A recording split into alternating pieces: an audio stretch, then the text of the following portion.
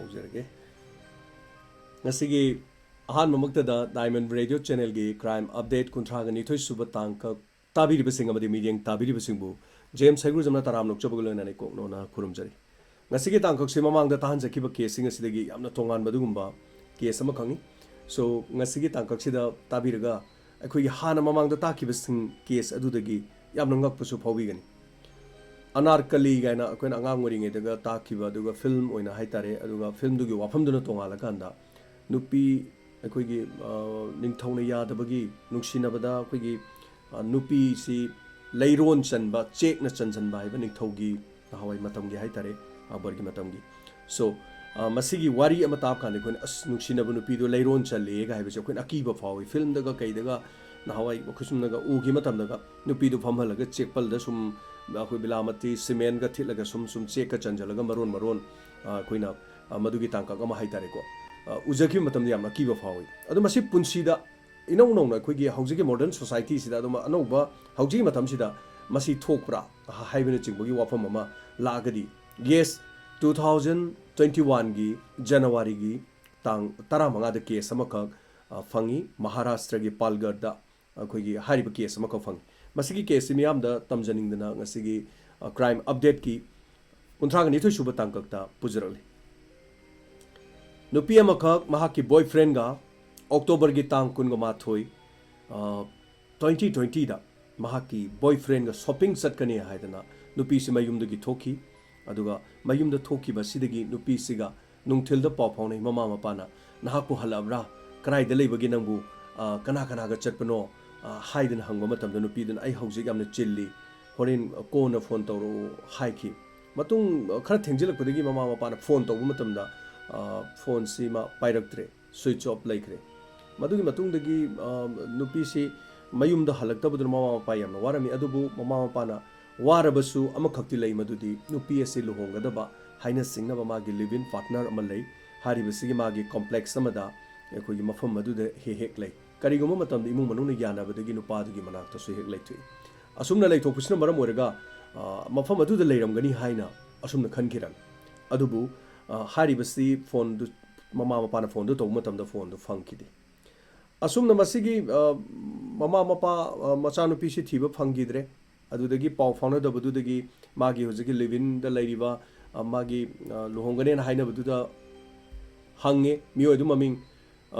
Suraj Eli Sagar kawi mongoda hangkan da so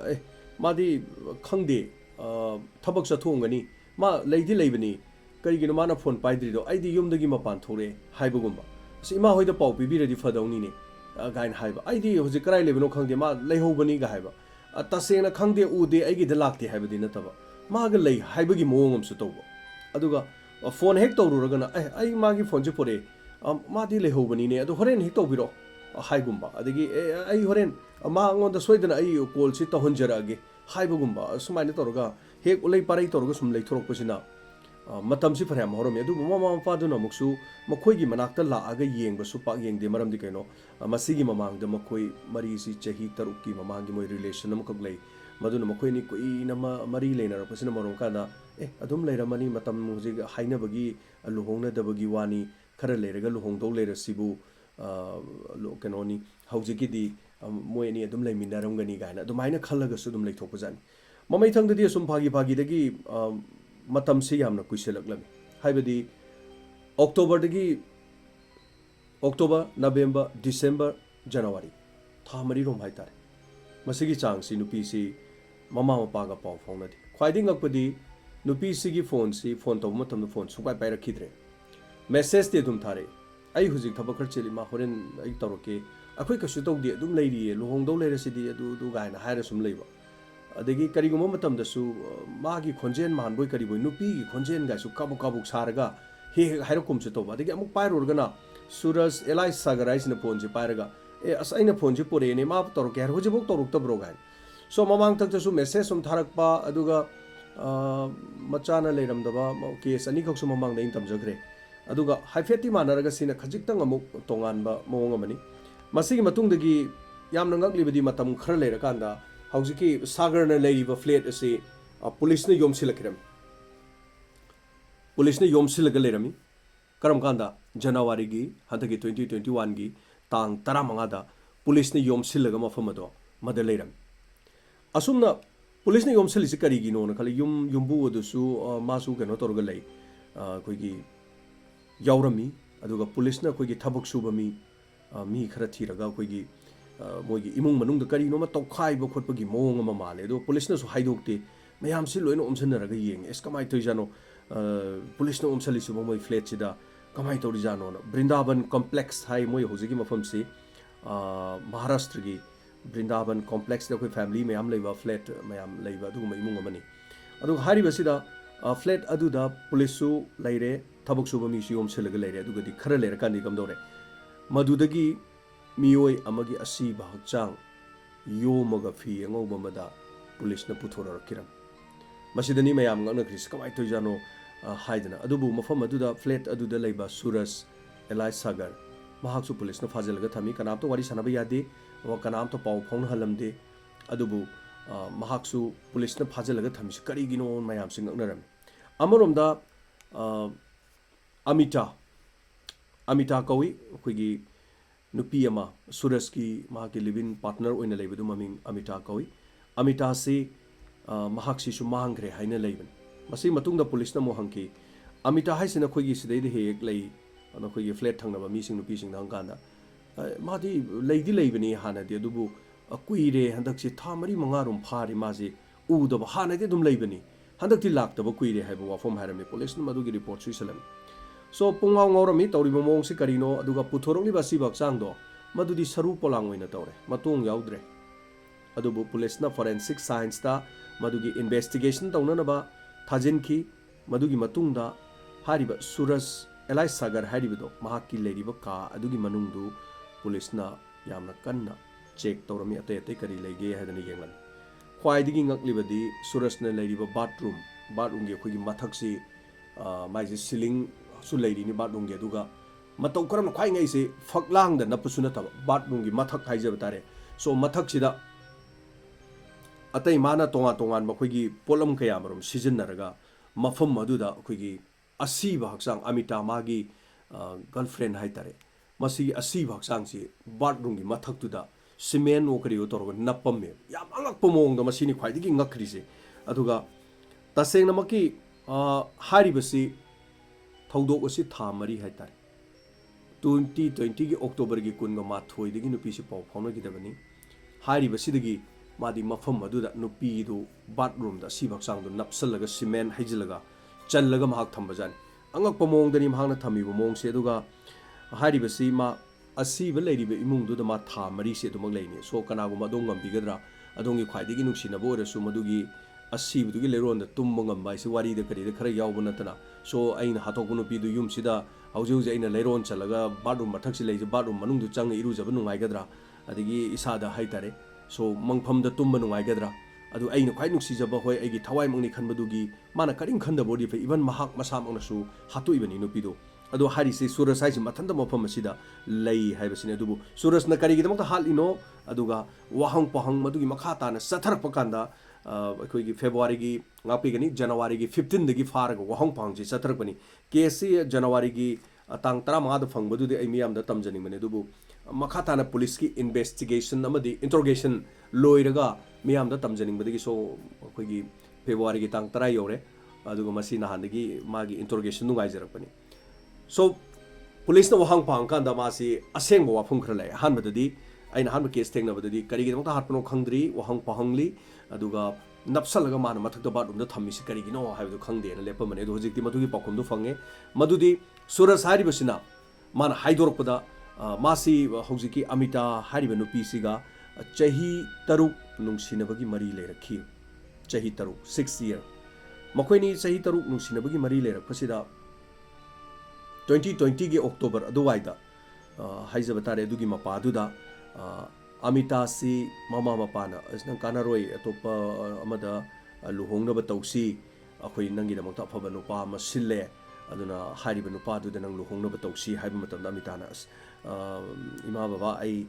ꯁꯨꯔꯖ ꯀꯧꯕ ꯑꯃꯒ ꯑꯩ ꯈꯪꯅꯔꯤ ꯆꯍꯤ 5-6 ꯁꯨꯔꯦ ꯑꯩ ꯂꯨꯍꯣꯡꯂꯕꯗꯤ ꯃꯥꯒ ꯑꯣꯏꯅ ꯂꯨꯍꯣꯡꯖꯒꯦ ꯑꯇꯣꯞꯄꯒ ꯑꯩ ꯂꯨꯍꯣꯡꯕ ꯄꯥꯝꯗꯦ ꯍꯥꯏꯕꯅꯆꯤꯡꯕꯁꯦ ꯋꯥꯐꯝꯁꯦ ꯃꯃꯥ ꯃꯄꯥꯗ ꯍꯥꯏꯈꯤ ꯑꯗꯨꯔꯗꯤ ꯅꯣꯏ ꯑꯅꯤ ꯌꯥꯅꯔꯗꯤ ꯅꯣꯡꯃ ꯂꯥꯛꯑꯣꯗꯅ ꯁꯤꯗꯩꯗ ꯂꯥꯛꯑꯒ ꯋꯥꯔꯤ ꯋꯥꯇꯥꯏꯗꯨ ꯁꯥꯟꯅꯁꯤ ꯈꯣꯠꯁꯤꯅ ꯍꯥꯏ ꯀꯥꯟꯗ ꯁꯨꯔꯖꯁꯤ ꯄꯨꯔꯒ ꯂꯥꯛꯑꯦ, ꯀꯅꯥꯅ ꯑꯃꯤꯇꯥꯅ ꯄꯨꯔꯒ ꯂꯥꯛꯑꯦ, ꯑꯗꯨꯒ ꯌꯥꯝꯅ ꯀꯟꯅ ꯂꯨꯍꯣꯡꯕꯒꯤ ꯃꯇꯥꯡꯁꯤ ꯑꯃꯤꯇꯥꯗꯤ ꯌꯥꯝ ꯀꯟꯅ ꯃꯉꯣꯟꯗ ꯇꯛꯄ, ꯑꯗꯨꯕꯨ ꯇꯁꯦꯡꯅꯗꯤ ꯁꯨꯔꯖ ꯍꯥꯏꯁꯤꯅ ꯂꯨꯍꯣꯡꯕꯗꯤ ꯄꯥꯝꯗꯕ, ꯍꯥꯏꯕꯗꯤ ꯑꯃꯤꯇꯥꯁꯤ ꯂꯧꯅꯤꯡꯗꯕꯖꯥꯠꯅꯤ꯫ ꯑꯗꯨꯒ ꯂꯤꯕꯤꯡ ꯄꯥꯔꯠꯅꯔꯗꯁꯨ ꯃꯣꯏꯅꯤ ꯂꯩꯔꯛꯏꯕꯅꯤ, ꯑꯩꯈꯣꯏꯒꯤ ꯐ꯭ꯂꯦꯠ ꯑꯃꯗ ꯂꯩꯔꯛꯏꯕꯅꯤ ꯃꯇꯝ ꯁꯥꯡꯅ꯫ ꯑꯁꯨꯝꯅ ꯂꯩꯔꯛꯈ꯭ꯔꯕ ꯅꯨꯄꯤ ꯑꯗꯣ ꯃꯥꯗꯤ ꯇꯁꯦꯡꯅ ꯃꯥꯗꯤ ꯂꯧꯕ ꯄꯥꯝꯗꯦ꯫ ꯑꯗꯨꯕꯨ ꯃꯁꯤꯅ ꯃꯔꯝ ꯑꯣꯏꯔꯒ ꯃꯉꯣꯟꯗ ꯇꯦꯟꯁꯟꯁꯦ ꯑꯗꯨꯃꯛ ꯂꯩꯕꯗꯨ ꯌꯥꯝ ꯀꯟꯅ ꯍꯥꯏꯕꯟꯕꯗꯒꯤ ꯃꯥꯁꯨ ꯑꯃꯤꯇꯥꯒꯤ ꯌꯨꯝꯗ ꯂꯥꯛꯈꯤ, ꯃꯃꯥ ꯃꯄꯥ ꯎꯅꯈꯤ, ꯑꯗꯨ ꯃꯥ ꯇꯧꯁꯤꯟꯅꯈꯤ, ꯃꯔꯝꯗꯤ ꯃꯥ ꯇꯁꯦꯡꯅ ꯂꯨꯍꯣꯡꯕ ꯄꯥꯝꯗꯦ꯫ ꯂꯨꯍꯣꯡꯕ ꯄꯥꯝꯗꯕꯗꯣ ꯇꯁꯦꯡꯅ ꯃꯥ ꯆꯠꯇ ꯌꯥꯗꯗꯅ ꯆꯠꯈꯤ, ꯑꯗꯨꯕꯨ ꯃꯥ ꯂꯨꯍꯣꯡꯒꯅꯤ, ꯃꯥ ꯂꯧꯒꯅꯤ ꯍꯥꯏꯕ ꯋꯥꯐꯝ ꯊꯥꯖꯕ ꯃꯃꯥ ꯃꯄꯥꯗꯨꯁꯨ ꯄꯤꯈꯤ꯫ ꯃꯇꯝ ꯑꯗꯨꯗꯤ ꯃꯃꯥ ꯃꯄꯥꯁꯨ ꯌꯥꯈꯤ꯫ ꯃꯁꯤꯅ ꯌꯥꯕꯗꯨꯅ ꯃꯔꯝ ꯑꯣꯏꯔꯒ ꯑꯃꯨꯛ ꯍꯦꯟꯅ ꯃꯈꯣꯏ ꯑꯅꯤꯒꯤ ꯑꯩꯈꯣꯏꯒꯤ ꯂꯤꯕꯤꯡ ꯔꯤꯂꯦꯁꯟ ꯍꯥꯏꯇꯥꯔꯦ, ꯑꯩꯈꯣꯏ ꯀꯣꯝꯄ꯭ꯂꯦꯛꯁꯇ ꯃꯈꯣꯏ ꯑꯅꯤ ꯂꯩꯕ ꯃꯇꯝꯗ ꯃꯃꯥ ꯃꯄꯥꯅꯁꯨ ꯀꯔꯤꯁꯨ ꯌꯥꯗꯕ ꯍꯥꯏꯕꯗꯣ ꯂꯩꯈꯤꯗꯦ꯫ ꯑꯁꯨꯝꯅ ꯇꯧꯁꯤꯟꯅꯔꯒ ꯁꯨꯔꯖꯅ ꯃꯇꯝ ꯀꯌꯥꯁꯦ ꯁꯨꯃꯥꯏꯅ ꯂꯦꯜꯂꯛꯈꯤꯕꯅꯤ꯫ ꯑꯗꯨꯕꯨ ꯑꯣꯛꯇꯣꯕꯔꯒꯤ ꯇꯥꯡ 22, 2020ꯗ ꯃꯍꯥꯛ ꯁꯣꯞꯄꯤꯡ ꯆꯠꯂꯨꯒꯅꯤ ꯍꯥꯏꯅ ꯄꯨꯡ 4 ꯇꯥꯕꯗ ꯃꯌꯨꯝꯗ ꯃꯃꯥ ꯃꯄꯥꯒꯤ ꯃꯅꯥꯛꯇꯁꯨ ꯂꯩꯕꯅꯤꯅ ꯑꯩ ꯁꯣꯞꯄꯤꯡ ꯆꯠꯂꯨꯒꯦ ꯁꯨꯔꯖꯀ, ꯑꯩ ꯍꯜꯂꯛꯀꯅꯤ, ꯌꯨꯝꯗ ꯑꯗꯨꯝ ꯍꯜꯂꯛꯀꯅꯤ, ꯃꯥꯒꯤꯗꯨꯗ ꯂꯩꯔꯣꯏ, ꯄꯣꯠ ꯆꯩ ꯈꯔ ꯂꯩꯕ ꯆꯠꯃꯤꯟꯅꯒꯗꯕꯅꯤ ꯍꯥꯏꯕ ꯋꯥꯐꯝꯁꯦ ꯃꯍꯥꯛꯅ ꯃꯃꯥ ꯃꯄꯥꯗ ꯍꯥꯏꯈꯤꯔꯝꯃꯤ꯫ ꯑꯗꯨꯒ ꯅꯨꯃꯤꯠꯇꯨ ꯊꯦꯡꯖꯤꯜꯂꯛꯄꯗꯒꯤ ꯃꯃꯥ ꯃꯄꯥꯅ ꯀꯣꯜ ꯇꯧꯔꯛꯈꯤ, ꯑꯗꯨꯕꯨ ꯃꯥꯅ ꯑꯩ ꯊꯕꯛ ꯆꯤꯜꯂꯤ, ꯑꯩ ꯈꯔ ꯍꯣꯔꯦꯟ ꯀꯣꯟꯅ ꯇꯧꯔꯛꯀꯦꯅ ꯍꯥꯏꯔꯀꯥꯟꯗ ꯁꯨꯔꯖꯀ ꯄꯣꯠ ꯂꯩꯕ ꯆꯠꯃꯤꯟꯅꯔꯕ ꯃꯇꯨꯡ ꯁꯨꯔꯖꯀꯤ ꯂꯩꯔꯤꯕ ꯀꯥ ꯑꯗꯨꯗ ꯃꯥ ꯍꯜꯂꯛꯈꯤ꯫ ꯃꯗꯨ ꯍꯜꯂꯛꯑ ꯃꯇꯨꯡꯗꯨꯗ ꯂꯨꯍꯣꯡꯅꯕꯒꯤ ꯇꯧꯁꯤ ꯍꯥꯏꯗꯅ ꯑꯩꯈꯣꯏ ꯑꯃꯤꯇꯥꯁꯤꯅ ꯌꯥꯝ ꯀꯟꯅ ꯇꯛꯁꯤꯜꯂꯦ ꯃꯉꯣꯟꯗ꯫ ꯂꯨꯍꯣꯡꯅꯕꯒꯤ ꯇꯧꯁꯤ ꯍꯥꯏꯕ ꯀꯥꯟꯗꯨꯗ ꯉꯁꯥꯏꯒꯤ ꯁꯨꯔꯖꯇꯤ ꯃꯥꯗꯤ ꯂꯨꯍꯣꯡꯅꯤꯡꯗꯦꯕ꯫ ꯂꯨꯍꯣꯡꯅꯤꯡꯗꯕꯗꯨꯅ ꯃꯔꯝ ꯑꯣꯏꯔꯀꯥꯟꯗ ꯃꯣꯏꯅꯤ ꯃꯔꯩ ꯇꯧꯅꯔꯦ꯫ ꯑꯗꯨ ꯃꯔꯩ ꯇꯧꯕꯁꯤ ꯃꯣꯏꯅꯤꯁꯤ ꯃꯃꯩꯊꯪꯗꯗꯤ ꯀꯩꯗꯧꯔꯒꯦꯕꯨ ꯈꯠꯅꯔꯦ ꯃꯈꯣꯏꯅꯤꯁꯤ꯫ ꯈꯠꯅꯕꯗꯨꯅ ꯃꯔꯝ ꯑꯣꯏꯔꯀꯥꯟꯗ ꯃꯃꯩꯊꯪꯗ ꯃꯥꯅ ꯄꯦꯇꯤ ꯂꯧꯊꯣꯛꯑꯦ꯫ ꯄꯦꯇꯤ ꯂꯧꯊꯣꯛꯑꯒ ꯃꯥꯅ ꯃꯉꯛ ꯁꯝꯗ ꯄꯦꯇꯤꯅ ꯂꯥꯛꯁꯜꯂꯦ, ꯐꯨꯁꯨ ꯐꯨꯔꯦ ꯅꯨꯄꯤꯗꯣ꯫ ꯑꯗꯨꯒ ꯑꯃꯤꯇꯥꯁꯤ ꯃꯥꯅ ꯄꯦꯇꯤꯅ ꯃꯉꯛ ꯂꯥꯛꯁꯜꯂꯒ ꯍꯥꯠꯄ, ꯁꯤꯔꯦ꯫ ꯍꯥꯠꯄꯗꯨꯅ ꯃꯔꯝ ꯑꯣꯏꯔꯒ ꯁꯤꯔꯦ꯫ ꯑꯗꯨꯗꯒꯤ ꯃꯍꯥꯛꯁꯤ ꯇꯧꯐꯝ ꯈꯪꯗ꯭ꯔꯦ, ꯀꯝꯗꯧꯅꯤ, ꯁꯤꯗꯒꯤꯗꯤ ꯃꯥꯒꯤ ꯐꯣꯟꯁꯤ ꯃꯨꯠꯊꯠꯂꯒ ꯊꯝꯃꯦ꯫ ꯑꯗꯨꯗꯒꯤꯗꯤ ꯑꯃꯨꯛ ꯃꯥꯒꯤ ꯐꯣꯟꯁꯤ ꯑꯃꯨꯛ ꯍꯥꯡꯉꯦ꯫ ꯍꯥꯡꯉꯀꯥꯟꯗꯅ ꯃꯦꯁꯦꯖꯇ ꯈꯔ ꯈꯨꯝ, ꯑꯗ ꯃꯥ ꯀꯗꯔ ꯐꯗꯔ ꯇꯧꯗꯅ ꯎꯂꯩ ꯄꯥꯔꯩ ꯇꯧꯗꯅ ꯃꯥꯁꯤ ꯑꯗꯨꯝ ꯇꯧꯔꯦ꯫ ꯃꯃꯩꯊꯪꯗꯗꯤ ꯕꯥꯠꯔꯨꯝꯒꯤ ꯃꯊꯛꯁꯤꯗ ꯑꯁꯤꯕꯁꯤ ꯃꯥ ꯊꯝꯃꯒꯦ ꯍꯥꯏꯗꯅ ꯃꯥꯅ ꯈꯜꯂꯀꯥꯟꯗ ꯑꯦꯟꯇꯤ ꯂꯤꯛ ꯒ꯭ꯂꯨ ꯍꯥꯏꯗꯅ ꯑꯩꯈꯣꯏꯒꯤ ꯃꯥꯅ ꯆꯟꯁꯤꯜꯂꯒ ꯊꯝꯒꯗꯧꯔꯤꯕ ꯃꯐꯝꯁꯤꯗꯒꯤ ꯑꯁꯤꯕ ꯍꯛꯆꯥꯡꯁꯤ ꯃꯅꯝ ꯌꯥꯝꯅ ꯀꯟꯕ ꯇꯥꯏꯕꯪ ꯃꯤꯑꯣꯏꯕꯒꯤ ꯑꯁꯤꯕ ꯍꯛꯆꯥꯡꯁꯤ ꯀꯔꯤꯒꯨꯝꯕ ꯑꯩꯈꯣꯏꯒꯤ ꯀꯩꯅꯣ ꯇꯧꯔꯒꯗꯤ ꯌꯥꯝꯅ ꯑꯩꯈꯣꯏꯒꯤ ꯃꯅꯝ ꯀꯟꯕ ꯑꯃ ꯑꯣꯏꯕꯅꯤꯅ ꯃꯤ ꯈꯪꯅꯔꯛꯀꯅꯤ ꯍꯥꯏꯗꯅ ꯀꯥꯁꯤ ꯃꯥꯅ ꯑꯩꯈꯣꯏꯒꯤ ꯑꯦꯟꯇꯤ ꯂꯤꯛ ꯒ꯭ꯂꯨ ꯍꯥꯏꯗꯅ ꯑꯇꯥꯡꯕ ꯑꯃꯈꯛ ꯃꯗꯨ ꯁꯤꯖꯤꯟꯅꯔꯀꯥꯟꯗ ꯑꯁꯤꯕ ꯍꯛꯆꯥꯡꯁꯤ ꯊꯝꯃꯒ ꯅꯞꯁꯤꯜꯂꯒ ꯃꯗꯨꯒꯤ ꯃꯊꯛꯇ ꯁꯤꯃꯦꯟꯠ ꯑꯃꯨꯛ ꯍꯩꯕ, ꯑꯗꯨꯒ ꯁꯤꯃꯦꯟꯠ ꯍꯩꯔꯕ ꯃꯇꯨꯡꯗ ꯑꯍꯣꯕ ꯂꯤꯛ ꯀꯔꯤ ꯀꯔꯤ ꯂꯩꯕꯁꯤꯗ ꯃꯅꯝ ꯊꯣꯛꯂꯛꯀꯅꯤ ꯍꯥꯏꯗꯅ ꯃꯥꯁꯦ ꯃꯁꯤ ꯁꯤꯖꯤꯟꯅꯔꯀꯥꯟꯗ ꯌꯥꯝꯅ ꯀꯟꯅ ꯁꯦꯝꯃꯤ ꯍꯥꯏꯕꯁꯤꯅꯤ꯫ ꯁꯣ ꯑꯩꯅ ꯇꯝꯖꯔꯤꯕ ꯋꯥꯐꯝꯁꯤꯡꯁꯤ ꯑꯩꯈꯣꯏꯒꯤ ꯁꯨꯔꯖꯅ ꯃꯥꯅ ꯍꯥꯏꯕ ꯋꯥꯐꯝꯁꯤꯡꯗꯨꯅꯤ꯫ ꯑꯗꯨꯒ ꯁꯨꯔꯖꯅ ꯍꯥꯏꯔꯤꯕ ꯋꯥꯐꯝꯁꯤꯗ ꯉꯁꯥꯏꯒꯤ ꯂꯥꯛꯏꯕ ꯋꯥꯐꯝꯗꯤ ꯁꯤꯃꯦꯟꯠ ꯅꯞꯅꯕ ꯄꯣꯠꯂꯝꯁꯤꯡꯁꯦ ꯈꯖꯤꯛ ꯈꯖꯤꯛ ꯅꯣꯡꯃꯒꯤ ꯂꯩꯔꯒ, ꯑꯗꯨꯒ ꯕꯤꯂꯥꯃꯇꯤ, ꯑꯗꯨꯒ ꯇꯣꯉꯥꯟ ꯇꯣꯉꯥꯟꯕꯁꯤꯡꯁꯦ ꯂꯩꯔꯒ, ꯑꯗꯨꯒ ꯑꯩꯈꯣꯏꯒꯤ ꯐꯣꯞ ꯍꯥꯖꯜꯂꯒ ꯍꯥꯏꯔꯤꯕꯁꯤ ꯃꯊꯛꯇ ꯃꯥꯁꯤ ꯅꯞꯄꯒ ꯊꯝꯃꯤ ꯍꯥꯏꯕꯁꯤꯅꯦꯕ꯫ ꯑꯗꯨꯅ ꯁꯤꯒꯤ ꯍꯥꯏꯔꯤꯕ ꯃꯥꯒꯤ ꯄ꯭ꯂꯥꯟ ꯑꯁꯤ ꯁꯤꯟꯅꯕ ꯍꯣꯠꯅꯕꯗ ꯃꯥ ꯀꯅꯥꯝꯇ ꯈꯪꯍꯟꯗꯅ ꯃꯥ ꯌꯥꯝ ꯍꯩꯁꯤꯡꯅ ꯍꯥꯏꯔꯤꯕ ꯊꯕꯛ ꯑꯁꯤꯒꯤꯗꯃꯛ ꯆꯠꯊꯈꯤ, ꯑꯗꯨꯒ ꯅꯞꯁꯤꯜꯂꯒ ꯃꯍꯥꯛ ꯊꯝꯃꯤ ꯍꯥꯏꯕꯁꯤꯅꯦ ꯈ꯭ꯋꯥꯏꯗꯒꯤ ꯉꯛꯂꯤꯕꯁꯤ꯫ ꯊꯥ 4 ꯕꯥꯠꯔꯨꯝꯒꯤ ꯃꯊꯛꯇꯨꯗ ꯅꯞꯄꯒ ꯕꯥꯠꯔꯨꯝꯗꯨꯗ ꯃꯥ ꯏꯔꯨꯖꯩ꯫ ꯀꯣꯛꯊꯛꯁꯤꯗ ꯑꯩ ꯁꯤꯗꯩꯗ ꯅꯨꯄꯤꯗꯣ ꯑꯩꯅ ꯍꯥꯠꯂꯒ ꯁꯤꯗꯩꯗ ꯐꯣꯞ ꯍꯥꯔ ꯊꯝꯃꯦ, ꯃꯈꯥ ꯏꯔꯨꯖꯕ ꯉꯝꯗꯧ ꯃꯥꯟꯕ꯭ꯔꯥ? ꯑꯗꯣꯝ ꯀꯔꯤ ꯈꯟꯕꯤ, ꯑꯗꯣꯝꯒꯤ ꯊꯃꯣꯏꯗ ꯀꯔꯤ ꯐꯥꯎꯕꯤ? ꯁꯣ ꯁꯨꯔꯖ ꯍꯥꯏꯔꯤꯕ ꯃꯤꯑꯣꯏꯁꯤ ꯃꯥꯗꯤ ꯌꯥꯝ ꯇꯝꯊꯤꯕ ꯑꯗꯨꯒꯨꯝꯕ ꯃꯥꯒꯤ ꯋꯥꯈꯜꯂꯣꯟꯗꯣ ꯍꯥꯏꯇꯥꯔꯦ꯫ ꯑꯗꯨꯒ ꯃꯥ ꯃꯁꯥꯃꯛꯀꯤ ꯈꯪꯅꯖꯔꯤꯕ ꯅꯨꯄꯤꯗꯨꯕꯨ ꯂꯨꯍꯣꯡꯕꯒꯤ ꯃꯇꯥꯡꯗ ꯌꯦꯠꯅꯕꯒꯤꯗꯃꯛ ꯄꯦꯇꯤꯅ ꯃꯉꯛ ꯁꯝ ꯂꯥꯛꯁꯜꯂꯒ ꯍꯥꯠꯂꯤ, ꯑꯗꯨꯒ ꯕꯥꯠꯔꯨꯝ ꯃꯊꯛꯇ ꯐꯣꯞ ꯍꯥꯖꯜꯂ ꯊꯝꯃꯤ꯫ ꯈ꯭ꯋꯥꯏꯗꯒꯤ ꯉꯛꯏꯕꯗꯤ ꯊꯥ 4ꯁꯤꯗ ꯃꯥꯅ ꯅꯨꯄꯤꯒꯤ ꯃꯃꯥ ꯃꯄꯥꯗ ꯃꯥꯅ ꯊꯥꯖꯍꯟꯕꯁꯦ, ꯃꯁꯤꯅꯦꯕ ꯈ꯭ꯋꯥꯏꯗꯒꯤ ꯉꯛꯏꯁꯦ, ꯈ꯭ꯋꯥꯏꯗꯒꯤ ꯉꯛꯄꯁꯦ꯫ ꯐꯣꯟꯁꯤ ꯑꯣꯐ ꯇꯧꯔꯒꯁꯨ ꯄꯨꯔꯥ ꯊꯝꯗꯦꯕ꯫ ꯃꯥ ꯌꯨꯝꯗ ꯂꯩꯍꯧꯕꯅꯤꯅꯤ, ꯃꯥ ꯑꯩ ꯀꯩꯅꯣ ꯇꯧꯔꯦ, ꯑꯩ ꯊꯕꯛ ꯂꯥꯛꯄꯅꯤ, ꯑꯗꯨ ꯍꯣꯔꯦꯟ ꯍꯥꯏꯔꯒꯦꯒ ꯍꯥꯏꯕ꯫ ꯑꯗꯩ ꯉꯥꯏꯍꯥꯛ ꯂꯩꯔꯒꯅ ꯃꯥ ꯅꯨꯃꯤꯗꯥꯡꯒꯨꯝꯕꯁꯤꯅ ꯃꯆꯥꯅꯨꯄꯤꯒꯤ ꯈꯣꯟꯖꯦꯜꯒ ꯁꯥꯖꯟꯅꯔꯒ ꯑꯁ ꯏꯃꯥ ꯑꯗꯨ ꯒꯥꯏ ꯈꯔ ꯇꯧꯁꯟꯅꯕꯖꯥꯠꯅꯤ꯫ ꯈꯔ ꯈꯔꯁꯨ ꯃꯃꯥ ꯃꯄꯥꯁꯤꯅ ꯑꯗꯩ ꯆꯤꯡꯅꯔꯛꯄ꯫ ꯑꯗꯒꯤꯗꯤ ꯃꯇꯝꯗꯨ ꯀꯨꯏꯔꯕꯅꯤ, ꯊꯥ 4 ꯔꯣꯝꯗꯣ ꯃꯆꯥꯗꯨ ꯃꯌꯨꯝꯗ ꯄꯨꯕ ꯂꯥꯛꯄꯗꯨ ꯂꯥꯛꯇ꯭ꯔꯕꯅꯤ꯫ ꯑꯁ ꯏꯃꯥ ꯑꯩꯈꯣꯏ ꯂꯨꯍꯣꯡꯗꯧꯔꯕꯅꯤ, ꯑꯩꯒ ꯑꯗꯨꯝ ꯂꯩꯃꯤꯟꯅꯔꯤꯗ, ꯍꯟꯗꯛꯀꯤ 21 ꯆꯪꯉꯛꯄꯗ ꯑꯗꯨꯝ ꯂꯨꯍꯣꯡꯒꯗꯧꯁꯤꯕꯨ ꯀꯥꯏꯅ ꯇꯧꯔꯒ ꯑꯗꯨꯝ ꯊꯥꯖꯕꯁꯤ ꯄꯤꯗꯅ ꯎꯠꯂꯩ ꯄꯥꯔꯩ ꯇꯧꯗꯅ ꯃꯥꯅ ꯑꯗꯨꯝ ꯂꯩꯕꯅꯦ꯫ ꯁꯣ ꯃꯃꯩꯊꯪꯗꯗꯤ ꯃꯍꯥꯛꯀꯤ ꯃꯑꯣꯡꯗꯨ ꯌꯥꯔꯛꯇꯕꯗꯒꯤ ꯃꯃꯥ ꯃꯄꯥꯅ ꯄꯨꯂꯤꯁ ꯁ꯭ꯇꯦꯁꯟꯗ ꯆꯠꯂꯒ ꯀꯝꯄ꯭ꯂꯦꯟ ꯇꯧꯔꯦ ꯃꯗꯨꯗꯤ ꯑꯩꯈꯣꯏꯒꯤ ꯏꯆꯥꯅꯨꯄꯤ ꯑꯁꯤ ꯍꯜꯂꯛꯇ꯭ꯔꯦ, मासी सूरज हारिब नुपासी मागा दी सुमाइना लिविंग रिलेशन ददी लेनाबने अदु मासु मागा लेमिनै हारगा लेत्रे मा थीब खंद्रे हाइबसिन तसेना मोय मफम दुदु चलगा मचानुपी लेब्रा लेतब्रा येंग्दब्रा हाइबदुदी केस असि मतंगदि पलमद्रे अदुबु ममा मपाना हारिबसि मतंगद पुलिस स्टेशन द चलगा मखोय कंप्लेन तवी हाइबो वफम सिदी असेंगबो वफम ओरे मसिगी मतुंगदा नुपी सिगी मबुंग अमा लेरमी नुपी सिगी मबुंग सिना मा केस असि मतंगदा माना सूरज मतुंगजी इनबा होरे मासे सूरज से कमाई तौबनो सूरज से कदाई चली हाइबना सिंगबसे अदु मतंगदुदा मचनुपीगी मेसेज से मोय थाजले येंगी आई थबक सिले आई कोना हाइरके असनोई कइनो दादासो इमा मयाम से एंगोंदा पंगांग हंगदना ले आई लाके केदोरगे गान हाइबा लेत्रे हाइबदी हाइरमदे अदुबो मेसेज से दुम हल्ली से कनाना हौजिकी सूरज हाइसिन मेसेज से दुम हल्ले ममई थंगददी मबुंगसिनो कोई थीरगा मासी तुंग इले कदाइदे चली मसे करी लमदे चलिनो नो कोई येंग मासी सेनरे नोमदी अदो ममई थंगदा मबुंगसिना सूरजसी मायुकनारे नंग क्राइ चलिनो सनुपी गाइले सनुपी पुथोरोन नो ममई थंगदा माना एस युमदे लेहोबने तो करी युमदे लेबा कोई येंगे युमदे लेते सनुपी थी खंगदे फोन तौरे नंग खर पाय म खर तौ अदो यारो चसिलो होजे पुलिस स्टेशन चलगा नंग असेंग वाम गांगनानी लाव चसिलो फारगा मबुंगसिद पुरलाई देन पुलिस स्टेशन दा इंजले पुलिस स्टेशन दा इंजलगांदा हाइयो सेंगसिंग हाइयो नंग करिनो न तोरे पुलिस नसु तखले कराई सखरे अमिता कराई सखरे न हंगांदा माना युमद लेबनी न दुम हारे युमद लेदि पुथोरो हारे अदैदि मा युमद लेरमदि चटखरमाले कराई नोम सखरमाले गन मा उनै पारै तौरे दुम आई खंगदे युमद आई दुम लेमिनबने अदो हुजिक लेत्रगदि मा कराई सखिम लैसु खंगदे थबक चथोपो ओइरमगनि गायना समाइ तौसनरगा तौबदगी ममै थंगदि पुलिसना फुदरे फुगाइरे अदगिदि मोगी यामना पुलिस के हंगना भी तौरे हाइतरे सस्टेन इंटरोगेशन तौरे अदुगी मतुंगदा महांगना हाइदोरे आई खांगमो ngamदे माना लुहोंगसे हाइबसदा आई खांगमो ngamद्रे आइदि लुहोंगबो पामदे मागा लुहोंगबो सुंपाम पामदे आइदि अदुना माना लुहोंगसे हाइबदुदगी आइदि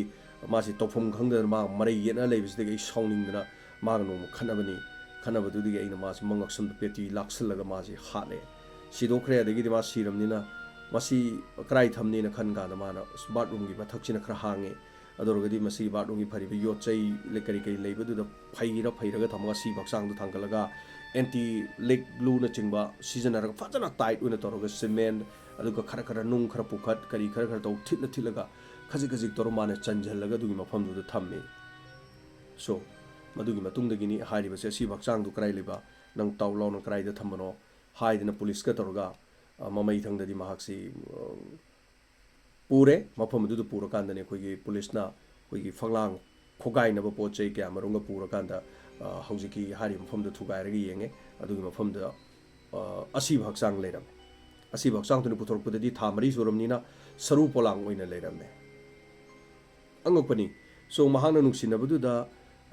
नुपीदु कदर फदर तोरगो लुहोंगदना थंगनी हाइबगी महाकी मिनमबदुना मरम ओरकांदा अमिताना थाजबदुगु मरी लेना महांगना महाकी मसाका थोक्तना मागा लिविंग रिलेशन द लेनादना असुमाइना लेरा फावदा सूरजना खलमीबा महाकी वखंदो मदु यामना अंगक्पा अदुगुम्बा वाफम अमनी सो मसिनी पुलिसना होजिति महाक फारे अदुगो फारबा मतुंगदा करी मागी दंडी पिरकदगे हाइबदुदी चार्जशीट थांकल मतुंगदा पुलिस की केसidi खुतकता मसाना मरालदु याजरबसु एमाना सुमाइना हाले अमितादो हाटपगिनी हाइदना होरेन हेयिंग हेक्ता फर्सी तौगदब नत्ते कछु अदुगुमगिदि लेतबनी ना हाइजब तारे सो इंडिया की जुडिशरी सिदी मसिनी अदुगा मसिनी बाथरूम अमदा मथक्ता मागी नुपी मागा लेनरिबा अनक मरी लोहनबगी हाइ तारे लिविंग रिलेशन द लेरिबा नुपी अमबु मथक्ता हाथुओगा फोब हाजल थमेसी सो अंगकपनी अनारकलीगी नुंगसिनबदुदी तसेंगना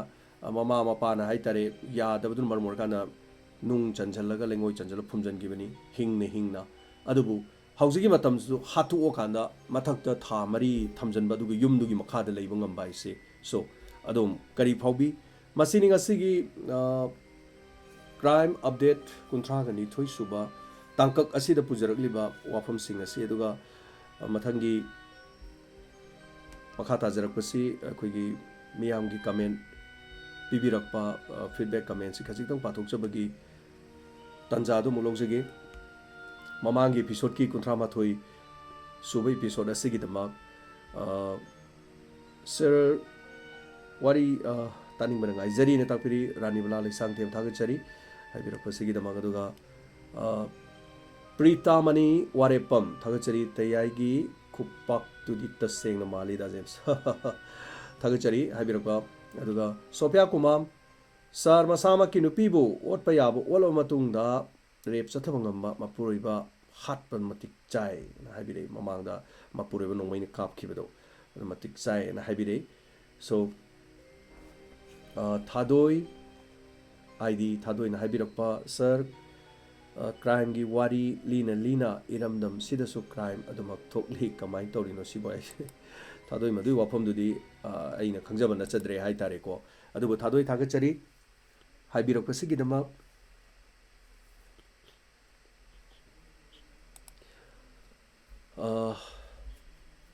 matangi aina crime liraga wari si kare ai tare crime thoroi haningai di leite adubu khangam daba kaya di soidana khangnabagi masa amadi oigane na aduma haijage ta dabada tabaga kasu tabana mangoi hai tare anyway tampha thagachari crime update tabada puning loksing oi na tapirakpa aduga ani suba crime update ki wari sina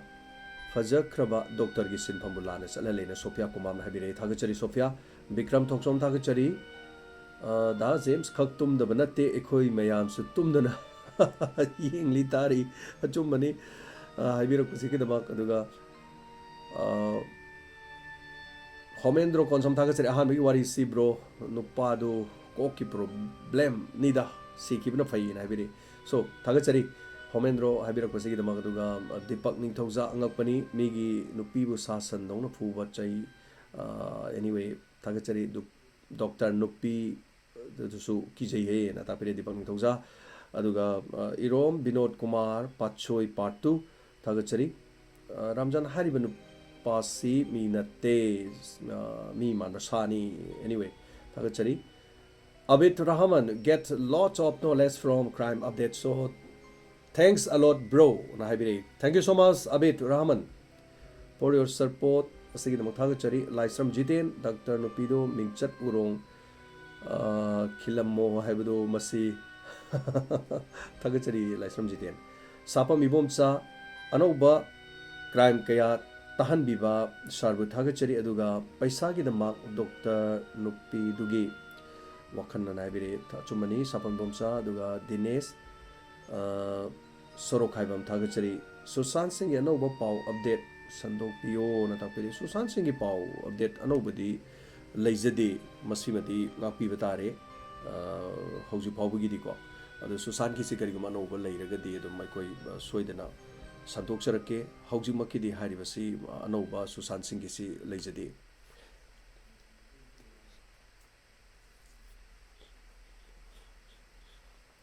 ngapi gani ngasi se kara interrupt tawi ngasi santupa thorom siga hetare video black video he satpa anyway sorry for the interruption thagachari aduga khoigi comments makha tana Dinesh Sorok haibam waru bibe de aduna Sushant hek leibaga ipajage Ibemal Devi thagachari crime update ki wari sing akibagi masak me na tapire chumani adu NB mayengbam thagachari sar miyo bina masagi ijat pu yokhatpa ngamlakpa haibase masi yamna anyway thagachari aduga game side thagachari Dr. Nupido ngak tabangamde thagachari habirakasigi dama Sushant Singh Rajput ke anhoba kari legi amuk so habire Maria W17 madu thoidokpa hujibogi de leijide ei leibre hek leiradi tamjarake hujibogi de kaim leite aduga sumati leima thagachari crime update tahan bibi am nuwaijai wakaloksing oina tapire aduga Sunita Khongban Tabam sir numit kharani sir gi khonjen taru dabada awaba mo area du ngasi de amuk taba fangjare na tapire Sunita thank you so much mayam support to bibasi gi damak lebang macha thongna mapa lebak ki angakpa tahmi bagi damak thagachari na tapire thagachari sir lebang macha thongna tonga tonga ngak ngak dum tahanjarake adu thona zum family thagachari atheng basida atheng basida nungaite na tapire anyway Sangita Kunobam thagachari wari se tabada akiba poi na tapire Pokri Hongbam Sune thagachari Hitler gi wari do kamai tor Hitler wari do sem songam ngamdre Pokri Hongbam Sunin ada aina sem di sem jagadabani ꯑꯗꯨ ꯁꯦꯝꯖꯒꯦꯅ ꯇꯧꯕ ꯀꯥꯟꯗ ꯍꯥꯏꯇꯥꯔꯦ ꯑꯇꯩ block ꯇꯧꯔꯤꯕ ꯃꯌꯥꯝꯅꯁꯨ ꯍꯤꯠꯂꯔꯒꯤ ꯋꯥꯔꯤꯁꯦ ꯑꯩꯈꯣꯏꯅ ꯁꯣꯝꯗ ꯍꯥꯏꯅꯔꯤꯉꯩꯗ ꯅꯥꯀꯟ ꯑꯃꯗ ꯂꯣꯏꯅꯁꯨ ꯁꯦꯝꯃꯛꯄ ꯍꯥꯏꯇꯥꯔꯦ ꯁꯣ ꯑꯩꯅ ꯁꯦꯝꯖꯒꯦ ꯈꯜꯂꯤꯉꯩꯗ ꯃꯤꯅ ꯑꯃꯨꯛ ꯁꯦꯝꯃꯛꯈ꯭ꯔꯕꯅꯤꯅ ꯑꯩꯅ ꯁꯦꯝꯖꯒꯗꯕꯗꯨ ꯈꯔ ꯑꯗꯨꯝ ꯃꯌꯥꯛꯁꯦ ꯈꯤꯇꯪ ꯍꯟꯊꯔꯦꯅ ꯈꯜꯂꯦ ꯑꯗꯨꯕꯨ ꯑꯩ ꯁꯣꯏꯗꯅ ꯑꯩ ꯅꯣꯡꯃ ꯄꯨꯖꯔꯛꯀꯦ ꯇꯣꯛꯇꯤ ꯇꯣꯛꯆꯔꯣꯏ ꯑꯗꯨꯒ ꯊꯥꯒꯠꯆꯔꯤ ꯁꯔꯠ ꯋꯥꯍꯦꯡꯕꯝ ꯃꯄꯨꯔꯣꯏꯕ ꯍꯥꯠꯄꯤ ꯅꯨꯄꯤꯗꯣ ꯑꯩꯅ ꯁꯦꯂꯨꯠ ꯇꯧꯖꯔꯤꯅ ꯇꯥꯛꯄꯤꯔꯛꯏ ꯁꯣ ꯃꯄꯨꯔꯣꯏꯕ ꯐꯠꯇꯕꯗꯣ ꯉꯁꯤꯒꯤ ꯋꯥꯔꯤꯁꯤꯡꯗꯤ ꯂꯧꯁꯤꯡ ꯄꯨꯀꯩꯅꯦ ꯇꯥꯛꯄꯤꯔꯛꯏ ꯁꯔꯠ ꯋꯥꯍꯦꯡꯕꯝ ꯑꯗꯨꯒ ꯏꯅꯥꯎꯕꯤ ꯊꯣꯛꯆꯣꯝ ꯊꯥꯒꯠꯆꯔꯤ ꯊꯦꯡꯂꯕ ꯃꯤꯆꯤꯛ ꯃꯤꯔꯥꯎꯈꯣꯟ ꯇꯥꯗ꯭ꯔꯤꯕ ꯑꯍꯤꯡꯒꯤ ꯃꯇꯝꯗ ꯃꯤꯌꯥꯝꯒꯤꯗꯃꯛ ꯈꯟꯗꯨꯅ ꯊꯧꯒꯜ ꯇꯧꯕꯤꯔꯤꯕ ꯁꯔꯖꯦꯝ ꯊꯥꯒꯠꯆꯔꯤ ꯇꯥꯛꯄꯤꯔꯤ BMJ ꯊꯥꯒꯠꯆꯔꯤ PK7 ꯔꯨꯄꯥ ꯈꯣꯃꯥꯟ 21 ꯁꯦꯟꯆꯨꯔꯤꯒꯤ ꯖꯨꯒꯁꯤꯗ ꯗꯥꯏꯃꯟ ꯔꯦꯗꯤꯑꯣꯅ ꯂꯧꯔꯤꯕ ꯔꯣꯜꯁꯦ ꯊꯣꯛꯅ ꯌꯥꯝꯈ꯭ꯔꯦ ꯀꯔꯤ ꯀꯔꯝꯅꯕꯨ ꯍꯥꯏꯔꯒ ꯇꯧꯔꯒ ꯄꯦꯟꯒꯅꯤꯅꯁꯨ ꯇꯥꯛꯄꯤꯔꯛꯏ ꯊꯥꯒꯠꯆꯔꯤ ꯔꯨꯄꯥ ꯊꯦꯡꯛ ꯌꯨ ꯁꯣ ꯃꯆ ꯍꯥꯏꯕꯤꯔꯤꯕꯁꯤꯒꯤꯗꯃꯛ ꯔꯨꯄꯥ ꯑꯩꯈꯣꯏꯅ ꯇꯧꯖꯔꯤꯕ ꯈꯔꯁꯦ ꯃꯁꯤꯡ ꯊꯥꯕꯤꯕꯁꯦ ꯃꯁꯤ ꯌꯥꯝ ꯅꯨꯡꯉꯥꯏꯖꯩ ꯑꯗꯨꯒ ꯑꯔꯣꯏꯕ ꯅꯠꯇꯦ ꯑꯍꯧꯕꯅꯤ ꯍꯥꯏꯇꯥꯔꯦ ꯁꯣ ꯏꯠꯁ ꯗ ꯕꯤꯒꯤꯅꯤꯡ ꯑꯗꯨꯅ ꯍꯣꯠꯅꯖꯔꯛꯀꯦ ꯃꯊꯪ ꯃꯤꯌꯥꯝꯒꯤꯗꯃꯛꯇ ꯑꯗꯨꯒ ꯉꯁꯤꯁꯦ ꯉꯥꯛꯄꯤꯒꯅꯤ ꯈꯤꯇꯪ ꯍꯥꯏꯇꯥꯔꯦ ꯇꯦꯛꯅꯣꯂꯣꯖꯤ ꯍꯥꯏꯇꯥꯔꯦ ꯇꯣꯉꯥꯟ ꯇꯣꯉꯥꯟꯕ ꯁꯤꯖꯤꯟꯅꯔꯛꯄꯁꯤꯅ ꯉꯁꯤꯁꯦ ꯍꯥꯟꯅꯒꯤ ꯇꯧꯕ ꯐꯣꯔꯃꯦꯠꯇꯨ ꯅꯠꯇ꯭ꯔꯦ ꯉꯁꯤꯒꯤꯁꯤ ꯈꯔ ꯍꯣꯡꯇꯣꯔꯛꯄꯅꯤ ꯑꯅꯧꯕ ꯁꯣꯐꯋꯦꯌꯔ ꯑꯃ ꯁꯤꯖꯤꯟꯅꯔꯒ ꯍꯥꯏꯇꯥꯔꯦ ꯑꯩꯈꯣꯏ ꯊꯧꯔꯝꯁꯤꯗ ꯈꯨꯗꯣꯜ ꯇꯝꯖꯔꯛꯄꯅꯤ ꯑꯃꯨꯛ ꯕ꯭ꯂꯦꯛ ꯚꯤꯗꯤꯑꯣ ꯑꯃꯨꯛ ꯌꯥꯎꯔꯦ so very sorry for this live ꯑꯣꯏꯕꯅꯤꯅ ꯁꯦꯝꯗꯣꯛꯆꯕꯁꯤ ꯌꯥꯗ꯭ꯔꯦ ꯑꯦꯅꯤꯋꯦ ꯊꯥꯒꯠꯆꯔꯤ ꯃꯊꯪꯁꯤ ꯀꯃꯦꯟ ꯈꯤꯇꯪꯒ ꯑꯃꯅꯤꯇꯪꯒ ꯄꯥꯖꯈꯤꯒꯦ ꯔꯨꯄꯥ ꯍꯟꯅꯅ ꯊꯥꯒꯠꯆꯔꯤ ꯕꯟꯇꯥ ꯑꯥꯔꯠ ꯊꯥꯒꯠꯆꯔꯤ ꯍꯟꯅꯅ ꯕꯟꯇꯥꯁꯨ ꯊꯥꯒꯠꯂꯦꯅ ꯍꯥꯏꯕꯤꯔꯤ ꯁꯦꯁ ꯑꯀꯥꯕ ꯊꯥꯒꯠꯆꯔꯤ ꯌꯥꯝꯅ ꯉꯝꯃꯦ ꯅꯨꯄꯤꯁꯦꯅ ꯇꯥꯕꯤꯔꯤ ꯊꯤꯡꯒꯨꯖꯝ ꯃꯩꯄꯥꯛꯄꯤ ꯌꯨꯝ ꯄꯥꯟꯗꯧꯕ ꯇꯟꯖꯔꯦꯗ ꯃꯇꯝꯁꯤꯗ ꯗꯥ ꯖꯦꯝꯁꯊꯥꯒꯠꯆꯔꯤ ꯐꯣꯔ ꯂꯦꯇꯦꯁ ꯅ꯭ꯌꯨꯁ ꯑꯞꯗꯦꯠ ꯅ ꯍꯥꯏꯕꯤꯔꯛꯄꯁꯤꯒꯤꯗꯃꯛ ꯊꯥꯒꯠꯆꯔꯤ ꯔꯣꯃꯥ ꯆꯝꯐꯥꯃꯌꯨꯝ ꯃꯄꯨꯔꯣꯏꯕ ꯍꯥꯠꯄꯗꯨ ꯐꯩꯅ ꯇꯥꯛꯄꯤꯔꯤ ꯑꯦꯅꯤꯋꯦ ꯁ꯭ꯅꯦꯗꯥ ꯑꯁꯂꯥꯝ ꯚꯦꯔꯤ ꯒꯨꯗ ꯃꯣꯔꯅꯤꯡꯅ ꯇꯥꯛꯄꯤꯔꯤ ꯁꯣ ꯒꯨꯗ ꯃꯣꯔꯅꯤꯡ ꯍꯥꯏꯕꯗꯣ ꯑꯩꯈꯣꯏꯗꯤ ꯇꯨꯝꯗ꯭ꯔꯤꯉꯩꯗꯤ ꯒꯨꯗ ꯃꯣꯔꯅꯤꯡ ꯍꯥꯏꯕꯁꯤ ꯁ꯭ꯅꯦꯗꯥ ꯑꯦꯅꯤꯋꯦ ꯄꯨꯡ 12 ꯇꯥꯈ꯭ꯔꯗꯤ ꯒꯨꯗ ꯃꯣꯔꯅꯤꯡꯅꯤ ꯑꯗꯨꯕꯨ ꯑꯩꯈꯣꯏꯗꯤ ꯇꯨꯝꯗ꯭ꯔꯤꯉꯩꯗꯤ ꯒꯨꯗ ꯃꯣꯔꯅꯤꯡꯁꯤ ꯑꯗꯨꯝ ꯑꯣꯏꯗ꯭ꯔꯦ ꯑꯗꯨꯕꯨ ꯕꯠ ꯊꯦꯡꯛ ꯌꯨ ꯏꯆꯟ ꯇꯣꯝꯕꯤ ꯑꯕꯨꯖꯝ ꯊꯥꯒꯠꯆꯔꯤ ꯑꯗꯨꯒ Sasibla Amom, don't believing everyone believe in myself. Thank you, sir. I will waiting for the next crime update. And Habiri Sasibla Amom Tagachari Swedana Habiro Kosigidamak, Kuitabung Miyobagi Haitare. So Yamna Sixing I Duni, Kazik Aposing Doloxin Miro Fatamato Tambidava. Banita Takelamon Tagachari, Sir James, husband Hatpa Yuari Segi Punchi the Su. ꯊꯣꯛꯏ ꯐꯠꯇꯕ ꯍꯁꯕꯦꯟ ꯍꯥꯏꯕꯁꯤ experience ꯂꯩꯕ ꯃꯤ ꯇꯅ ꯈꯪꯉꯤ ꯍꯥꯏꯗꯨꯅꯤ ꯐꯠꯇꯕ ꯐꯠꯇꯅꯨꯡꯗ ꯊꯣꯛꯇ꯭ꯔꯤꯀꯥꯟꯗ ꯑꯣꯏꯅ ꯊꯥꯒꯠꯆꯔꯤ ꯕꯅꯤꯇꯥ ꯆꯦꯛꯁꯤꯟꯕꯤꯌꯨ ꯑꯣꯏꯅꯥꯝ ꯏꯕꯦꯝꯆꯥ ꯊꯥꯒꯠꯆꯔꯤ ꯑꯗꯨꯒ ꯀ꯭ꯔꯥꯏꯝꯒꯤ ꯑꯩꯈꯣꯏ ꯀꯃꯦꯟ ꯄꯥꯊꯣꯛꯄꯒꯤ ꯊꯧꯔꯝꯁꯤ ꯇꯥꯕꯗ ꯑꯗꯨꯝ ꯅꯨꯡꯉꯥꯏ ꯃꯍꯥꯎ ꯑꯃꯅꯤ ꯑꯩ ꯊꯧꯔꯝꯁꯤ ꯊꯥꯒꯠꯆꯔꯤꯅ ꯇꯥꯛꯄꯤꯔꯤ ꯑꯣꯏꯅꯥꯝ ꯏꯕꯦꯝꯆꯥ ꯊꯦꯡꯛ ꯌꯨ ꯁꯣ ꯃꯆ ꯑꯣꯃꯤꯇꯥ ꯂꯩꯐꯥꯐꯝ ꯊꯥꯒꯠꯆꯔꯤ ꯀ꯭ꯌꯥꯕꯂꯦ ꯅꯤꯡꯊꯧꯖꯝ ꯍꯦꯟꯊꯣꯏꯕꯤ ꯂꯩꯁꯥꯡꯊꯦꯝ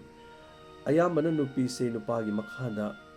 ꯊꯝꯕꯤꯕ ꯇꯣꯔꯆꯔ ꯇꯧꯕꯤꯕ ꯑꯁꯤ ꯌꯥꯝꯅ ꯊꯣꯛꯏ ꯃꯐꯝ ꯈꯨꯗꯤꯡꯃꯛꯇ ꯀꯔꯝꯕ ꯃꯇꯝꯗ ꯅꯨꯄꯥ ꯅꯨꯄꯤꯁꯤ ꯕꯦꯂꯦꯟꯁ ꯃꯥꯟꯅꯅ ꯂꯩꯔꯛꯀꯅꯤꯅ ꯇꯥꯛꯄꯤꯔꯛꯏ ꯍꯦꯟꯊꯣꯏꯕꯤ ꯍꯣꯏ ꯑꯆꯨꯝꯕꯅꯤ ꯑꯗꯨꯕꯨ ꯐꯅꯌꯥꯝ ꯑꯣꯜꯂꯦꯅ ꯍꯥꯏꯔꯤꯁꯤ ꯐꯅꯌꯥꯝꯅ ꯇꯝꯊꯤꯅ ꯑꯣꯜꯂꯦꯅ ꯂꯧꯕꯤꯔꯒꯁꯨ ꯍꯦꯟꯊꯣꯏꯕꯤ ꯑꯩꯈꯣꯏꯒꯤ ꯀꯔꯤꯒꯨꯝꯕ ꯅꯨꯄꯥꯁꯤꯒ ꯅꯨꯄꯤꯁꯤ ꯕꯦꯂꯦꯟꯁ ꯍꯥꯏꯇꯥꯔꯦ ꯑꯅꯤꯁꯤ ꯕꯦꯂꯦꯟꯁ ꯃꯥꯟꯅꯔꯕ ꯁꯝꯅ ꯍꯥꯏꯔꯕꯗ ꯅꯨꯄꯥꯗꯨꯅ ꯈꯔ ꯑꯃꯨꯛ ꯀꯔꯤ ꯍꯥꯏꯇꯥꯔꯦ ꯃꯤꯆꯝ ꯑꯣꯏꯔꯕ ꯃꯥꯏ ꯅꯨꯄꯤꯗꯨꯅ DC ꯒꯨꯝꯕ ꯅꯠꯇ꯭ꯔꯒ UPSC ꯑꯦꯛꯖꯥꯝꯗꯒ ꯇꯣꯞꯀ ꯇꯥꯕ ꯅꯠꯇ꯭ꯔꯒ ꯁꯦ ꯑꯆꯧꯕ ꯕ꯭ꯌꯨꯔꯣꯀ꯭ꯔꯦꯠ ꯑꯣꯐꯤꯁꯔ ꯑꯃ ꯑꯣꯏꯇꯥꯔꯗꯤ ꯅꯨꯄꯥꯗꯨꯅ ꯅꯨꯄꯤꯗ ꯀꯥ ꯍꯦꯟꯅ ꯑꯣꯠꯄꯗꯤ ꯉꯝꯃꯣꯏ ꯃꯔꯝꯗꯤ ꯑꯗꯨꯀꯥꯟꯗꯨꯗ ꯕꯦꯂꯦꯟꯁꯇꯨ ꯅꯨꯄꯤꯗꯨꯅ ꯍꯦꯟꯈ꯭ꯔꯕꯅꯤꯅ ꯍꯥꯏꯇꯥꯔꯦ ꯅꯠꯇ꯭ꯔꯒ ꯃꯥꯟꯅꯔꯕ ꯅꯠꯇ꯭ꯔꯒ ꯍꯦꯜꯂꯕ ꯑꯗꯨ ꯑꯣꯏꯔꯗꯤ ꯑꯣꯜꯂꯣꯏ ꯑꯣꯜꯂꯛꯏꯁꯤ ꯀꯔꯥꯏꯋꯥꯏꯗꯅꯣ ꯍꯥꯏ ꯀꯥꯟꯗ ꯑꯩꯈꯣꯏꯒꯤ ꯅꯝꯕꯔ 1 ꯄꯥꯝꯃꯛꯇꯕ ꯃꯥꯒ ꯆꯥꯅꯔꯛꯇꯕ ꯋꯥꯈꯜ ꯃꯣꯠ ꯆꯥꯅꯔꯛꯇꯕ ꯑꯗꯨꯒ ꯀꯔꯤ ꯍꯥꯏꯇꯥꯔꯦ ꯃꯥꯒꯤ ꯑꯇꯣꯞꯄ ꯃꯦꯔꯤꯇꯦꯜ ꯑꯦꯐꯤꯌꯔꯁ ꯂꯩꯔꯛꯄꯒꯨꯝꯕ ꯅꯠꯇ꯭ꯔꯒ ꯅꯨꯄꯥꯗꯨꯒꯤ ꯊꯕꯛ ꯊꯧꯔꯝꯁꯤꯡꯗ ꯄꯦꯜꯂꯛꯇꯕ ꯈꯣꯠꯇꯕ ꯃꯁꯤꯒꯨꯝꯕ ꯇꯣꯉꯥꯟ ꯇꯣꯉꯥꯟꯕ ꯂꯩꯈ꯭ꯔꯦ ꯑꯗꯨ ꯂꯩꯔꯒꯗꯤ ꯌꯥꯝ ꯂꯥꯏꯔꯒꯗꯤ ꯅꯨꯄꯤꯗꯨ ꯁꯦꯟꯊꯣꯛꯇ꯭ꯔꯒꯗꯤ ꯅꯨꯄꯤꯗꯨ ꯑꯣꯠꯂꯗꯧꯅꯤ ꯍꯥꯏꯕꯗꯤ ꯀꯩꯁꯨ ꯂꯩꯄꯣꯟꯇꯦ ꯃꯐꯝ ꯈꯨꯗꯤꯡꯃꯛꯇꯗꯤ ꯀꯣꯏꯑꯣꯠ ꯑꯣꯠꯄꯣꯟꯇꯦꯗ ꯌꯥꯝꯅ ꯅꯨꯡꯁꯤꯅꯅ ꯂꯩꯕꯁꯨ ꯍꯦꯟꯊꯣꯏꯕꯤ ꯑꯗꯨꯝ ꯌꯥꯎꯔꯤꯕꯖꯥꯠꯅꯤ ꯑꯗꯨꯕꯨ ꯃꯔꯛꯇ ꯂꯥꯛꯏꯕꯁꯤꯡꯁꯤꯗꯤ ꯃꯥꯂꯦꯝꯁꯤꯗ ꯂꯩꯔꯤꯁꯤ ꯏꯟꯗꯤꯌꯥꯗ ꯀ꯭ꯔꯣꯔ 130ꯅꯤ ꯑꯗꯨ ꯑꯣꯏꯔꯒꯗꯤ ꯃꯥꯂꯦꯝꯁꯤꯗ ꯂꯩꯔꯤꯕ ꯃꯤꯁꯤꯡ ꯃꯌꯥꯝꯁꯤꯗ ꯅꯨꯄꯤ ꯄꯨꯝꯅꯃꯛ ꯄꯪꯑꯣꯠꯇ ꯃꯌꯥꯝꯅ ꯑꯣꯠꯄꯗꯤ ꯅꯠꯇꯦ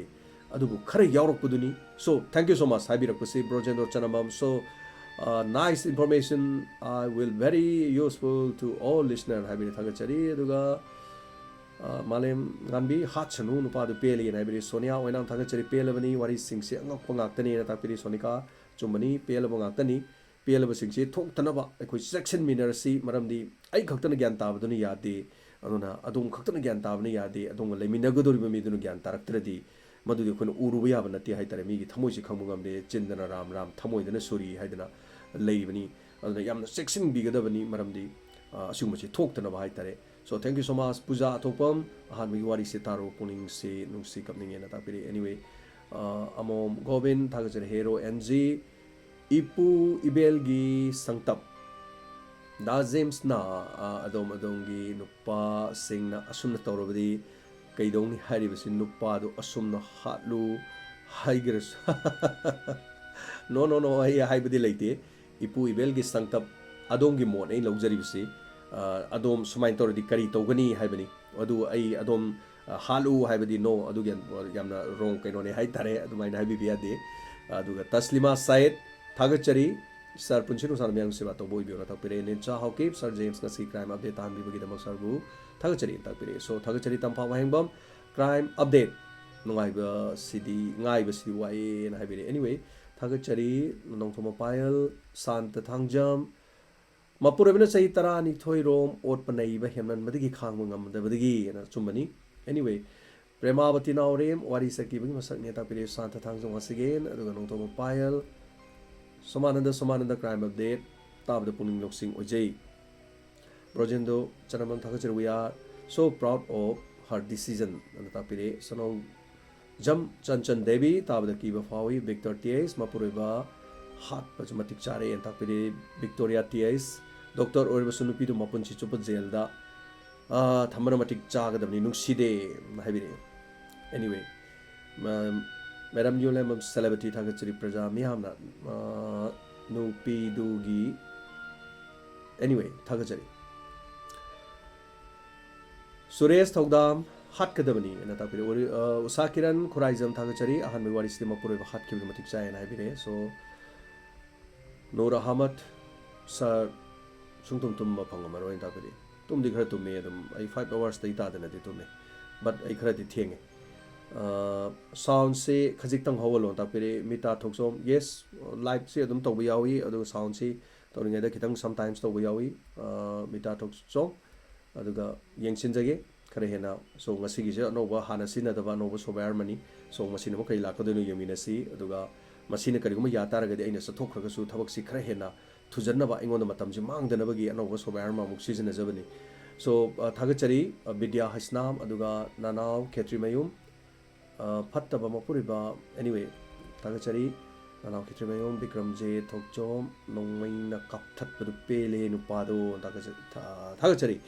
ꯗꯥ ꯖꯦꯝꯁꯀꯤ ꯊꯧꯗꯥꯡꯁꯦ ꯌꯥꯝꯅ ꯆꯥꯎꯏ ꯌꯥꯝꯅ ꯋꯥꯔꯝꯒꯅꯤꯅ ꯇꯥꯛꯄꯤꯔꯤ ꯃꯅꯤ ꯇꯣꯝꯕꯤ ꯗꯦꯕꯤ ꯑꯩ ꯌꯦꯁ ꯍꯥꯏꯕꯤꯕ ꯈꯪꯕꯤꯕ ꯑꯗꯨꯒꯤꯗꯃꯛ ꯊꯥꯒꯠꯆꯔꯤ ꯊꯣꯏꯅ ꯑꯩ ꯋꯥꯕꯗꯤ ꯂꯩꯇꯦ ꯑꯗꯨꯕꯨ ꯃꯇꯝ ꯀꯣꯟꯅꯗꯦ ꯅꯪꯗꯦ ꯊꯕꯛꯁꯦ ꯄꯥꯡꯊꯣꯛꯅꯤꯡꯕꯅ ꯍꯦꯜꯂꯤ ꯑꯗꯨꯒ ꯁꯣ ꯃꯇꯝ ꯀꯨꯏꯅ ꯇꯧꯕ ꯉꯝꯃꯣꯏꯖꯒꯦ ꯑꯗꯨꯒ ꯆꯥꯅꯝ ꯏꯟꯗ꯭ꯔꯖꯤꯠ ꯊꯥꯒꯠꯆꯔꯤ ꯀꯦꯁ ꯄꯄꯜ ꯊꯥꯒꯠꯆꯔꯤ ꯅꯨꯄꯤ ꯃꯃꯥ ꯃꯄꯥꯗꯨ ꯃꯃꯥ ꯁꯥꯕꯤ ꯑꯝꯇ ꯂꯩꯇꯕ ꯖꯥꯠꯂꯣꯅ ꯇꯥꯛꯄꯤꯔꯤ ꯑꯦꯅꯤꯋꯦ ꯊꯥꯒꯠꯆꯔꯤ ꯈꯟꯕꯤꯌꯨ ꯋꯥꯍꯪꯗꯨꯒꯤ ꯄꯥꯎꯈꯨꯝ ꯑꯗꯨꯒ ꯆꯥꯗꯝ ꯏꯟꯗ꯭ꯔꯖꯤꯠ ꯋꯥꯟꯁ ꯑꯒꯦꯟ ꯄ꯭ꯔꯃꯦꯁꯣꯔꯤꯒꯤ ꯑꯦꯁ ꯑꯩꯁ ꯊꯥꯒꯠꯆꯔꯤ ꯀ꯭ꯔꯥꯏꯝ ꯑꯞꯗꯦꯠ ꯄꯨꯛꯅꯤꯡ ꯂꯧꯁꯤꯡ ꯑꯣꯏꯅ ꯇꯥꯛꯄꯤꯔ ꯄꯗꯃꯥ ꯗꯦꯕꯤ ꯀꯤꯖꯩ ꯕꯦꯔꯥꯅꯤꯍꯦ ꯋꯥꯔꯤ ꯑꯅꯤꯃꯛ ꯑꯅ ꯇꯥꯛꯄꯤꯔꯤ ꯄ꯭ꯔꯤꯌꯥꯟꯁꯨ ꯊꯥꯒꯠꯆꯔꯤ ꯃꯤꯅ ꯁꯥ ꯎꯠꯂꯛꯄꯁꯦ ꯌꯥꯝꯅ ꯁꯥꯊꯤ ꯂꯥꯏꯑꯣꯟ ꯃꯩꯁꯅꯥꯝ ꯊꯥꯒꯠꯆꯔꯤ ꯁꯔ ꯈꯔꯗꯤ ꯊꯦꯡꯉꯦ ꯑꯗꯨꯕꯨ ꯑꯍꯥꯟꯕꯒꯤ ꯋꯥꯔꯤꯁꯦ ꯑꯅ ꯇꯥꯛꯄꯤꯔꯤ ꯑꯦꯅꯤꯋꯦ ꯊꯥꯒꯠꯆꯔꯤ ꯍꯛꯆꯥꯡꯒꯤ ꯈꯜꯂꯒ ꯑꯍꯤꯡ ꯇꯨꯝꯗꯕꯗꯤ ꯅꯨꯡꯉꯥꯏꯇꯦ ꯗꯥ ꯖꯦꯝꯁ ꯑꯍꯤꯡ ꯇꯣꯏꯅ ꯇꯨꯝꯗ꯭ꯔꯕꯗꯤ ꯃꯤꯌꯥꯝꯒꯤ ꯁꯦꯕꯥ ꯀꯨꯏꯅ ꯇꯧꯕ ꯉꯝꯂꯛꯂꯣꯏ ꯍꯥꯏꯕꯒꯤ ꯑꯀꯤꯕ ꯂꯩꯖꯩ ꯅꯆꯜꯅ ꯑꯗꯨꯅ ꯗꯥ ꯖꯦꯝꯁꯀꯤ ꯑꯉꯝꯕ ꯈꯔꯗꯨꯅ ꯑꯄꯦꯟꯕ ꯑꯣꯏꯖꯒꯦꯅ ꯇꯥꯛꯄꯤꯔꯦ ꯑꯕꯦ ꯋꯥꯍꯦꯡꯕꯝ ꯊꯥꯒꯠꯆꯔꯤ ꯑꯕꯦ ꯋꯥꯍꯦꯡꯕꯝ ꯌꯥꯝꯅ ꯆꯨꯝꯃꯤ ꯇꯨꯝꯗꯕꯁꯤ ꯌꯥꯝ ꯁꯣꯛꯏ ꯑꯗꯨꯒ ꯃꯀꯣꯛ ꯆꯥꯛꯄ ꯅꯨꯄꯥꯅꯦꯅ ꯅꯤꯔꯨ ꯗꯦꯕꯤꯅ ꯍꯥꯏꯕꯤꯔꯦ ꯌꯦꯁ ꯊꯥꯒꯠꯆꯔꯤ ꯑꯗꯣꯝꯒꯤ ꯋꯥꯈꯜꯂꯣꯟ ꯕꯣꯏꯅꯥꯎ ꯃꯩꯀꯥꯝ ꯊꯥꯒꯠꯆꯔꯤ ꯄꯨꯛꯅꯤꯡ ꯂꯧꯁꯤꯡ ꯑꯣꯏꯖꯩꯅ ꯍꯥꯏꯕꯤꯔꯦ ꯍꯦꯔꯨꯖꯦꯠ ꯅꯤꯡꯊꯧꯖꯥ ꯃꯅꯤꯆꯟꯗ꯭ꯔ ꯁꯤꯡ ꯃꯥꯏꯀꯦꯜ ꯀꯣꯟꯁꯝ ꯍꯟꯖꯕꯝ ꯔꯣꯁꯤꯇꯥ ꯔꯟꯖꯤꯇꯥ ꯂꯥꯏꯁ꯭ꯔꯝ ꯊꯥꯒꯠꯆꯔꯤ ꯍꯥꯏꯐꯦꯠ ꯍꯥꯏꯐꯦꯠ ꯀꯃꯦꯟꯁꯤ ꯃꯥꯟꯅꯕꯅ ꯍꯥꯏꯇꯥꯔꯦ ꯁꯣ ꯑꯩ ꯂꯣꯏꯅ ꯄꯥꯊꯣꯛꯄꯗꯤ ꯉꯝꯖꯗ꯭ꯔꯦ ꯔꯟꯖꯤꯠ ꯂꯣꯏꯊꯣꯡꯕꯝ ꯂꯣꯔꯦꯃꯝꯇꯣꯝ ꯕꯆꯟ ꯋꯥꯍꯦꯡꯕꯝ ꯔꯕꯦꯟ ꯅꯍꯥ ꯆꯂꯥꯝꯕ ꯃꯩꯇꯩ ꯂꯣꯡꯖꯝ ꯀꯤꯌꯣꯕꯇꯤ ꯊꯥꯒꯠꯆꯔꯤ ꯁꯨꯅꯤꯜ ꯊꯣꯉꯥꯝ ꯀꯃꯦꯟ ꯀꯃꯥꯏꯅ ꯄꯤꯗꯣꯏꯅꯣ ꯈꯪꯗ꯭ꯔꯦ ꯅꯨꯄꯥꯁꯤ ꯕꯤꯔꯥꯅꯤꯅ ꯇꯥꯕꯤꯔꯦ ꯄ꯭रिꯌꯣꯕꯗ ꯊꯥꯒꯠꯆꯔꯤ ꯄ꯭ꯔꯦꯝ ꯀꯨꯃꯥꯔ ꯑꯣꯀ꯭ꯔꯝ ꯐꯥꯔꯁ ꯅꯨꯄꯤꯗꯨ ꯁꯥ ꯑꯣꯟꯕꯒꯤꯅ ꯍꯥꯏꯕꯤꯔꯦ ꯆꯨꯝꯃꯦ ꯑꯅꯤꯁꯨꯕ ꯗꯣꯛꯇꯔꯒꯤꯁꯨ ꯍꯥꯏꯕꯤꯔꯦ ꯑꯂꯤꯅꯥ ꯂꯩꯃ ꯊꯦꯡꯛ ꯌꯨ ꯀ꯭ꯔꯥꯏꯝ ꯑꯞꯗꯦꯠ ꯇꯥꯛꯄꯤꯔꯦ ꯑरुण ꯏꯂꯥꯡꯕꯝ ꯊꯥꯒꯠꯆꯔꯤ ꯗꯣꯛꯇꯔ ꯑꯣꯏꯔꯁꯨ ꯕꯤꯔꯥꯅꯤ ꯍꯥꯏꯕꯤꯔꯦ ꯔꯨꯕꯤ ꯃꯥꯏꯕꯝ ꯑꯍꯥꯟꯕꯒꯤ ꯀ꯭ꯔꯥꯏꯝ ꯃꯥꯒꯤ ꯅꯨꯄꯥꯁꯦ ꯍꯥꯠꯂꯤꯁꯤ ꯃꯇꯤꯛ ꯆꯥꯏ ꯂꯦꯝꯕ ꯁꯨꯔꯥꯏꯁꯝ ꯊꯥꯒꯠꯆꯔꯤ ꯄꯝꯀꯤꯟ ꯌꯨꯝ थागचरी मंगालाई चोंबम प्रिया लुआंग थागचरी हाइबिरकपसी ओलिविया तोंजम कुंजलता सराम रॉबर्ट नहापम नुपीना क्राइम तौदे हाइबसी यादे वारी असिना साखिनी अदुना नुपा और नुपी मसक फजरबसु पुंगनिंगे अपाम एनीथिंग अदु खंगननबा होनरगा लोइनगदबनी हाइदना हाइबिरेई रॉबर्ट नाहकपमना Robert Nahakpam thank you so much अकोनबा ngasiगी अकोनबा केनो ओइरे कमेंट हाइतारेको रॉबर्ट नाहकपमना ओइरे याम नुंगाइजे सो मयाम सेक्शन ना लेमिनसी ngasiगी सो तांककसे ताबिरगा अदोमना करी फाउबीबगे पुंगनिंगदा अदोमना फाउबीबदु अखोइदा फीडबैक अमदि कमेंट पिबियु अदुगा खरे हेना मयाम याउबिरिबसिंग हाइतारे अखोइगी माइकैदगी अथेंगबदो सुमाइना कमेंट पिबिरिबसिंग मयाम जे पुलप तोसिनजरकान अखोइ नोंमा वचगे अखोइ माइकैदगी खुदोल मसु तमजगे क्राइम अपडेट ताबिबसिंगीदमक अदुगा ngasiगी सॉफ्टवेयर से हाना सिजनदबा नौबा तोपा सॉफ्टवेयर मनी मसी लेरगदी मतमसी am changdana hektamok अखोइगी नुंगथिलगी मतममदसु अदुगा एनीवेयर आइन हेक्ता चटपम फमदसु करी हाइतारे विथ माइक अम लेरबा अद कैमरा अम लेरबा देन सिगी कनो सिगा एप्पल सिगा लेरगा इंटरनेट लेरगा एनीवेयर मफम अमदि आइन हेक साथोगसु हेक्ता अपडेट तौबा याबा खुद खुद की ओइबा पाउ तहनबा याबा अदुगमगी इंफॉर्मेशन हाइतारेको अदुगमजु खरा तौजगेना सो अहान सिजनजबनी